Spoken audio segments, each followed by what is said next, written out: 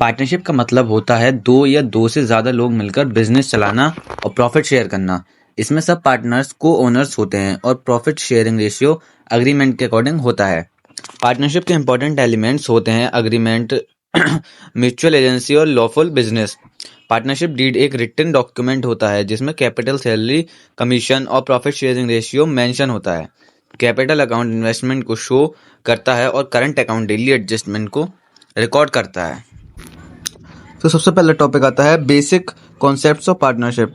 तो partnership is relationship between two या more persons who agree to share profit of a business, जिसका मतलब होता है दो या दो से ज़्यादा लोगों के साथ मिलकर एक बिजनेस स्टार्ट करना और प्रॉफिट को बराबर रेशियो में बांटने के लिए अग्री करना। ठीक है, इसके बाद आता है ऑल पार्टनर्स आर को ओनर्स ऑफ द बिजनेस। मतलब जितने भी पार्टनर्स बिजनेस में होते हैं वो सारे एक, हम कह सकते हैं, ओनर्स बिजनेस के मालिक होते हैं। प्रॉफिट शेयरिंग रेशियो में भी इक्वल और या increase ratio. Profit sharing ratio जो होता है या तो बराबर होता है सबका या फिर आपसी सहमति से बनाया जाता है। Liability of partners is unlimited. तो पार्टनर्स की जो दायित्व होते हैं वो अनलिमिटेड होते हैं। Partners contribute capital, skill, time and efforts.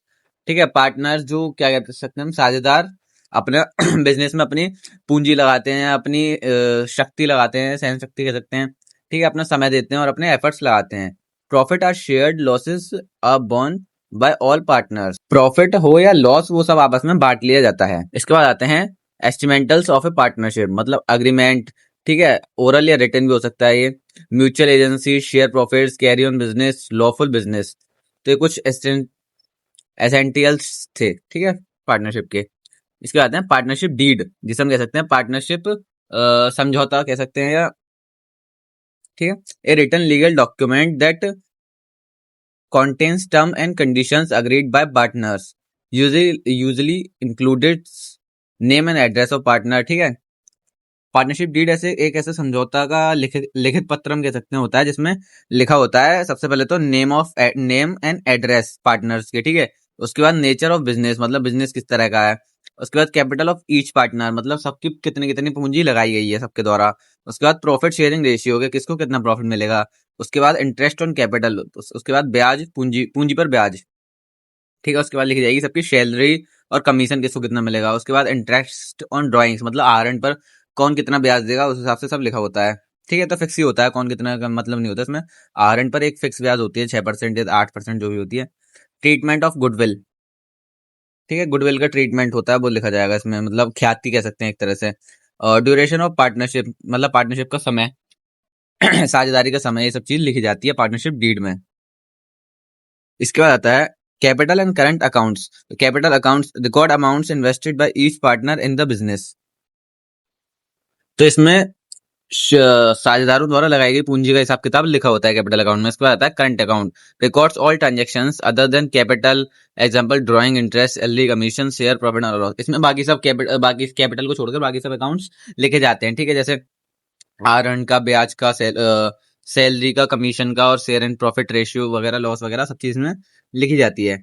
इसके बाद आता है why adjustment are needed. Adjustment हमें क्यों जरूरत है, तो to ensure all incomes and expenses are recorded in the correct period. तो सारी जो हमें इनकम है या खर्चे हैं वो सब एक सही टाइम पर जो सही टाइम पर लिखने को हम इंश्योर करेंगे कि हाँ सही टाइम पर लिखे या नहीं लिखे, इसलिए हमें एडजस्टमेंट की जरूरत होती है।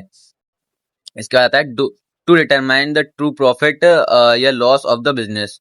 तो बिजनेस के प्रॉफिट एंड लॉस को देखने के लिए। To prepare fair and accurate final accounts, final accounts को सही और अच्छे तरीके से बनाने के लिए। फाइनल अकाउंट्स बनाने से पहले एडजस्टमेंट करना बहुत इंपॉर्टेंट होता है, जैसे outstanding expenses, prepaid expenses, accord income और डेप्रिसिएशन।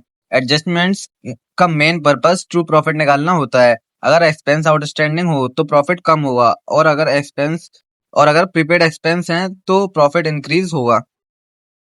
सबसे पहले तुम आइडेंटिफाई करो, फिर उसका इफेक्ट समझो और करेक्ट जर्नल एंट्रीज पास करो। तो इसमें सबसे पहले आता है इफेक्ट ऑफ ईच एडजस्टमेंट की एक समरी। तो ये हालांकि इतनी इंपॉर्टेंट नहीं है, फिर भी आप चाहो तो देख लेना। इसके बाद आता है एडजस्टमेंट जर्नल एंट्रीज का एक एग्जांपल, इंक्रीज, डेबिट, डिक्रीज वगैरह सब दे रखे हैं इसमें। ठीक है, इसके बाद कुछ की पॉइंट्स हैं, important points. Adjustment are made to match the correct period and true profit. तो एडजस्टमेंट से करेक्ट प्रॉफिट हो या लॉस हो वो सब हम निकाल सकते हैं। All adjustments affect profit and loss account first. सारे एडजस्टमेंट सबसे पहले प्रॉफिट एंड लॉस अकाउंट को ही इफेक्ट करते हैं। Then the profit is transferred to partners capital account. उसके बाद प्रॉफिट को हम पार्टनर्स के कैपिटल अकाउंट यानी पूंजी खाते में ट्रांसफर कर देते हैं। Correct adjustment is equal to correct profit. अगर एडजस्टमेंट सही होंगे तो प्रॉफिट हमारा सही निकलेगा। ऑलवेज चेक इंक्रीज या डिक्रीज केयरफुली। हमेशा प्रॉफिट इंक्रीज और डिक्रीज केयरफुली चेक करें। इसके बाद कुछ टिप्स हैं। जैसे identify the nature of each item first. पहले हर आइटम का नेचर पता होना चाहिए, ठीक है। डिसाइड वेदर इज इंक्रीज या डिक्रीज प्रॉफिट, ठीक है। हमें डिसाइड करना होगा कि क्या चीज इंक्रीज होगी क्या चीज डिक्रीज होगी। इसके बाद पास करेक्ट एडजस्टिंग जनरल एंट्रीज। तो एडजस्टमेंट की जो जनरल एंट्री होती है वो सही बनानी होंगी। अगर गलत बनाई तो फिर हमारा लॉस या प्रॉफिट सही नहीं निकलेगा। Show affect on profit and loss account and balance sheet, ठीक है। हर जगह में इफेक्ट दिखाना होता है। अब प्रैक्टिकल एग्जांपल्स देखते हैं। आउटस्टैंडिंग सैलरी एक्सपेंस इंक्रीज करता है और प्रॉफिट को डिक्रीज करता है। एकर्ड इनकम प्रॉफिट को इंक्रीज करता है। एडजस्टमेंट का फ्लो सिंपल है। ट्रांजैक्शन आइडेंटिफाई करो, नेचर चेक करो, टाइमिंग देखो और एडजस्टमेंट एंट्रीज पास करो।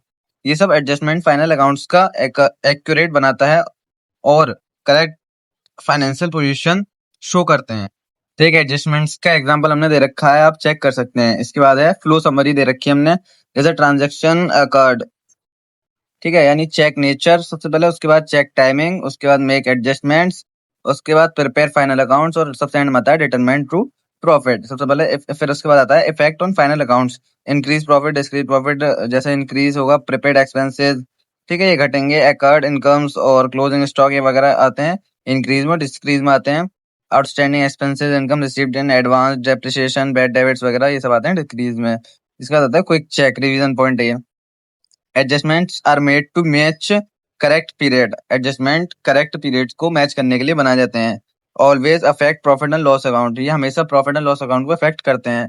Then the profit is transferred to the capital account. उसके बाद कैपिटल अकाउंट में प्रॉफिट ट्रांसफर कर दिया जाता है। Correct adjustments is equal to correct profit. Correct profit is equal to fair and accurate financial statements. Exam में mostly adjustments based practical questions आते हैं, इसलिए हर एडजस्टमेंट का इफेक्ट और जनरल एंट्री याद होना चाहिए। फाइनल अकाउंट्स प्रिपेयर करने के लिए adjustment, trial balance, profit and loss account और बैलेंस शीट इंपॉर्टेंट होते हैं। अगर कॉन्सेप्ट्स क्लियर हैं और प्रैक्टिस रेगुलर है तो पार्टनरशिप चैप्टर बहुत ईजी हो जाता है। तुमने एडजस्टमेंट्स का कॉमन एग्जाम में क्वेश्चन दे रखा है, आप देख लेना इसे अपने लगा के, ठीक है। इसके बाद कंप्लीट कैश फ्लो व्यू की एक समरी दे रखी है। उसके बाद कुछ की पॉइंट्स हैं प्रिपेयर करने के लिए, जैसे adjusting general entries, adjusted trial balance, profit and loss account, partners capital account, balance sheet, cash flow statements, ठीक है, ये सब हमें बनाने होते हैं। फाइनल रिवीजन चेकलिस्ट है ये, ठीक है। और सक्सेस फॉर्मूला जो होता है concept clarity plus practice plus presentation is equal to top marks. अगर ये सब सही है तो आपके मार्क्स कभी नहीं कटने वाले। वीडियो हेल्पफुल लगी हो तो लाइक करें, शेयर करें, कमेंट करें और स्टडी आर्मी चैनल 1 को सब्सक्राइब करना ना भूलें। तो accounts made easy with us.